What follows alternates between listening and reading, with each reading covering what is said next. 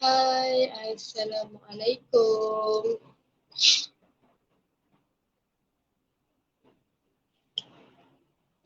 Okay, macam biasa, hari ni kita akan live selama 15 minit. Hari ni saya nak kongsikan tentang adab-adab bersedekah. Okay, sebelum tu, kita punya ofis di Seberang Jaya, iaitu di Bangunan Wakaf Siti Aisyah, dan beroperasi hari Senin sehingga hari Sabtu. Hari Senin Jumaat pada pukul 9 sehingga 2.30, hari Sabtu pada pukul 9 sehingga pukul 1 sahaja.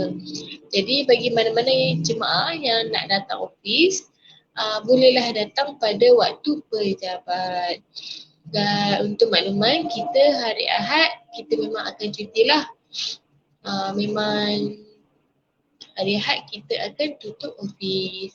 Jadi mana yang nak datang ataupun yang nak call ataupun WhatsApp boleh saja hubungi kami pada waktu pejabat. Hari ni kita nak sharekan tentang adab-adab bersedekah. Semoga apa yang saya nak kongsikan ni dapat memberi manfaat kepada semua orang. Okay, kita ada 10 adab-adab bersedekah. Yang pertama iaitu ikhlas dalam bersedekah. Okay, bila kita sedekah ni, kita perlulah ikhlas.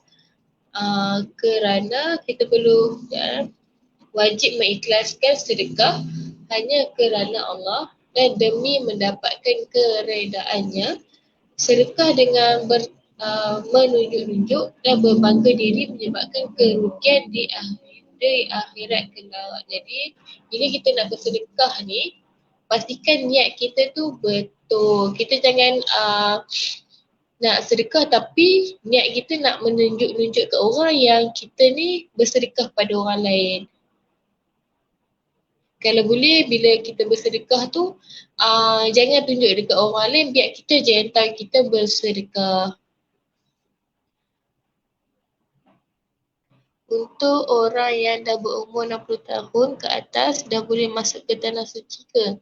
Okey, untuk yang mengenai umur, iaitu umur yang baru-baru ni ada keluar, iaitu pada umur 18 tahun sehingga 50 tahun saja yang boleh mengerjakan umrah.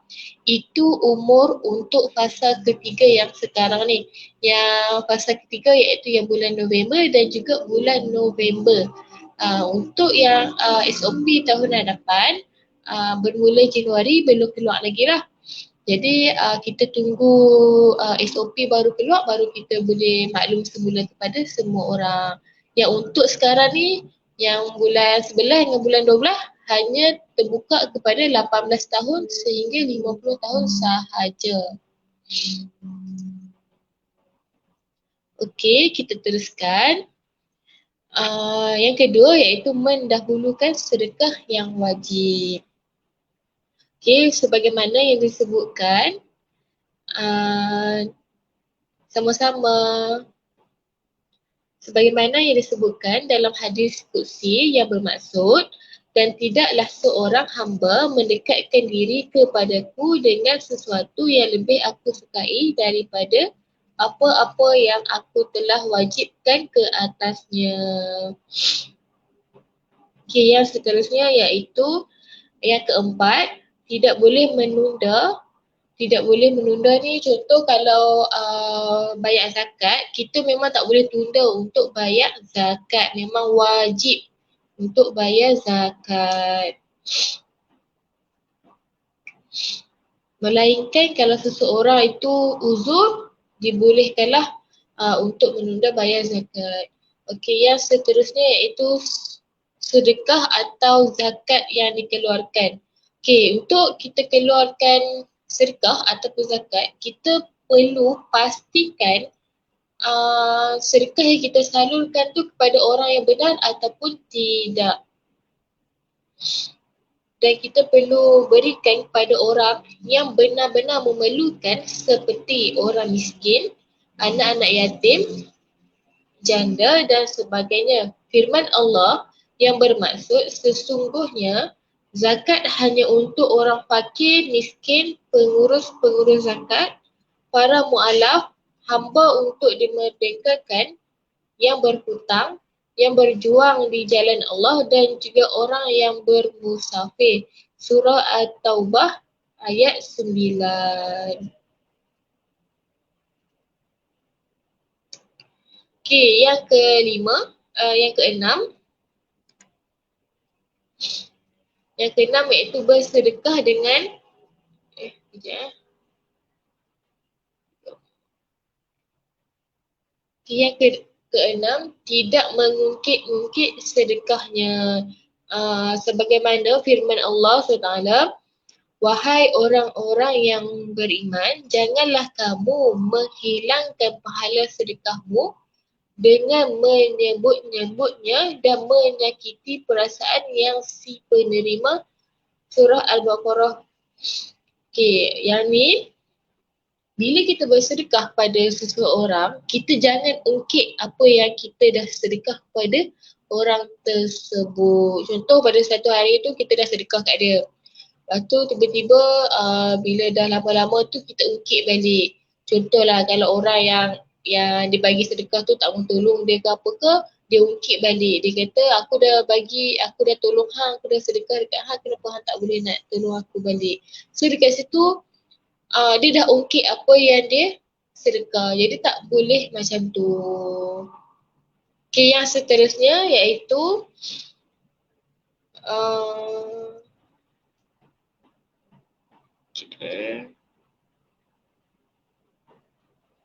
bersedekah dengan harta yang halal. Okay, antara sebab sedekah tersebut diterima oleh Allah dan membuahkan hasil. Bila kita bersedekah menggunakan harta kita yang halal, insya-Allah akan dapat keberkatan daripada Allah. Okay, yang seterusnya, wajib ke atas pemberi sedekah merenung nikmat Allah SWT ke atas dirinya kerana Allah yang memberikan rezeki yang lebih. Bila kita dapat rezeki lebih, bolehlah kita share dengan orang yang lebih memerlukan. Sebab selalunya dalam rezeki yang kita dapat, ada rezeki orang lain juga. Okay, yang seterusnya iaitu mendahulukan sedekah kepada waris terdekat. Sedekahkanlah kepada orang miskin, mendapat satu pahala, sedangkan sedekah kepada kaum kerabat mendapat dua pahala, iaitu pahala sedekah dan juga pahala silatul rahim, iaitu riwayat Abu Hurairah dan Muslim. Okay, yang pertama, kalau kita nak sedekah, kalau kita ada niat nak sedekah, kalau boleh bantulah keluarga kita dahulu yang paling dekat. InsyaAllah bila kita bantu keluarga kita ataupun adik-beradik kita yang dalam kesusahan, insyaAllah adik-beradik kita pun bahagia, kita pun dimurahkan rezeki. Okay, yang ke-9 iaitu jangan buruk siku. Tidak harus seseorang mengambil kembali sedekahnya daripada orang yang menerimanya. Sabda Rasulullah SAW yang bermaksud perumpamaan orang yang bersedekah kemudian dia mengambil kembali sedekahnya seperti anjing yang memuntahkan sesuatu kemudian ia menjilatkan muntahnya untuk memakannya kembali. Riwayat Muslim. Bila kita bersedekah tu, janganlah kita ambil balik apa yang kita sedekah. Itu dinamakan buruk siku. Sebab tu yang paling penting sekali iaitu niat. Niat tu kena betul. Bila kita niat tak ikhlas, jadi berlakulah buruk siku ataupun ungkit-mengungkit apa yang dilakukan. Yang paling utama sekali, walaupun apa pun yang kita lakukan, pastikan kita ikhlas dan niat kerana Allah. Dan yang seterusnya iaitu tangan yang memberi lebih baik dari tangan yang menerima. Orang yang memberi sedekah lebih baik.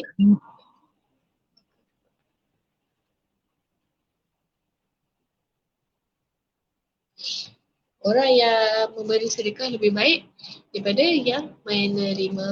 Jadi marilah sama-sama kita bersedekah walaupun RM1 pun dah memadai.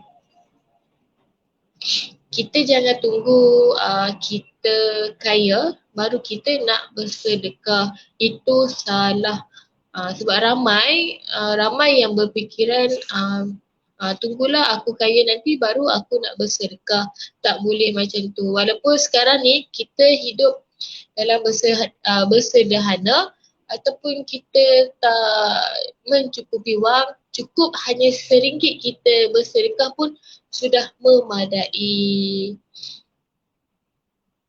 Jangan risau sebab bila kita bersedekah, Allah akan gandakan balik apa yang kita beri kepada orang lain. Jangan anggap bila kita bersedekah ni kita tak cukup duit. Sebab ada juga sebelum ni kalau contoh macam saya bagi, dia bersedekah kepada orang lain sedangkan dia dah tak ada duit, dia memang ada duit sebanyak RM5 contoh, RM5 tu je dia bagi sedekah kepada orang lain dan bila dia balik dia dapat lagi bantuan daripada orang lain. Orang lain pula yang bersedekah kepada dia. Jadi jangan risau, insya-Allah rezeki di mana-mana sahaja. Jangan risau untuk bersedekah. Okay, jika ada sebarang pertanyaan boleh saja diajukan. InsyaAllah saya akan cuba jawabkan. Kita hari ini hanya share tentang adab-adab bersedekah. Semoga apa yang saya kongsikan dapat memberi manfaat kepada semua orang dan sama-samalah kita amalkan dalam kehidupan kita untuk bersedekah.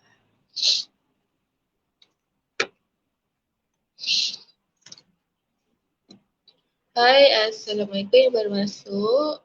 Jika ada pertanyaan boleh saja diajukan. Kita tadi dah terangkan tentang adab-adab bersedekah. Kita ada sebutkan 10 adab bersedekah. Boleh tengoklah di skrin. Okay, saya impas sekali lalu sebab kita ada lagi 2 minit sebelum kita akhiri kita punya live. Yang pertama iaitu ikhlas dalam bersedekah. Yang kedua, mendahulukan sedekah yang wajib. Yang ketiga, tidak boleh menunda sedekah. Yang keempat, sedekah atau zakat yang dikeluarkan. Yang kelima, bersedekah dengan harta yang halal. Yang keenam, tidak mengungkit sedekahnya. Yang ketujuh, wajib ke atas pemberi sedekah merenung nikmat yang Allah beri. Yang ke-8, mendahulukan sedekah pada waris yang terdekat. Yang ke-9, jangan buruk siku. Dan yang terakhir iaitu tangan yang memberi lebih baik dari yang menerima.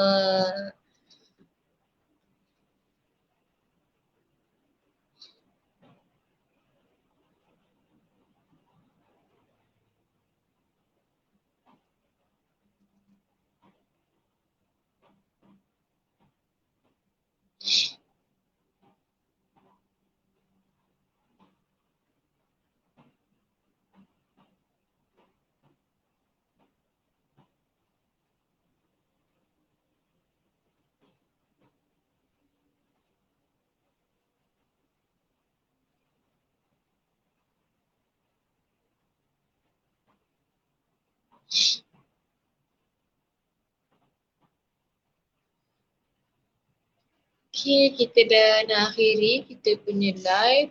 Jika ada sebarang pertanyaan setelah saya akhiri kita punya live, boleh sahaja terus WhatsApp kami di talian 0189797818 ataupun 0114493818 dan juga boleh call nombor office kami 0438393395.